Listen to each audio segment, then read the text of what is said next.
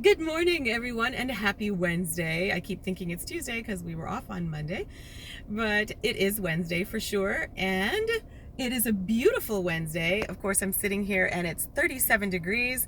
To my friends in the north, you all need to control your weather because here we don't usually participate in the winter, but for some reason, we're going through a cold spell. It was 40 degrees yesterday and it's 37 this morning. I actually had to put my sweater and my scarf back on. Anyway, I did still stop and get my favorite drink. I did get it in a grande size this time because I figured I'm trying to reduce a little bit. But anyway, I had a thought. I was in line and I wanted to share this experience with you.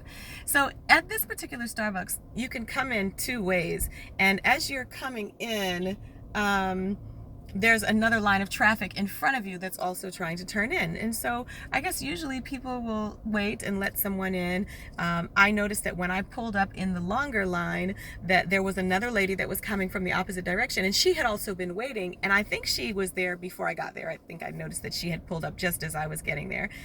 And so I let her turn into the lane for the drive-through before I did. I just kind of flashed my lights at her and she waved. And the person behind me blew their horn. And I thought, I wonder if that person had any idea that she had been sitting there longer than we had. But then I also thought about the fact that, one of the greatest barriers to critical thinking is ego. And I can't say for sure that that's what it was because I don't want to make that assumption. But there are some barriers that stop us from being able to think critically, and ego is one of the biggest ones, because ego has to do with taking everything around you only into consideration from your own point of view, from your own perspective, and not considering anyone else's perspective, not considering the rights and needs of other people.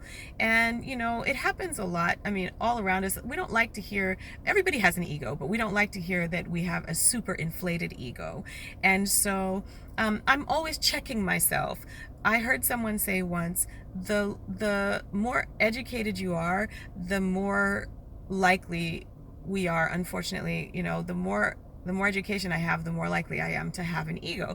So I'm constantly checking my ego and asking myself, hey, is this, are you considering the rights and needs of other people? Are you thinking that just because this person does not agree with you that they're wrong just because they don't agree with you? Because that's ego all day long.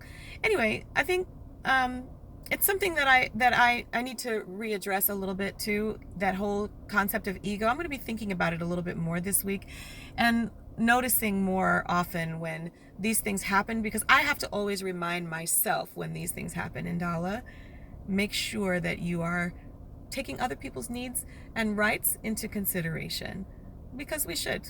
We all live in this world together and we should do that. And it makes for a much nicer place to be.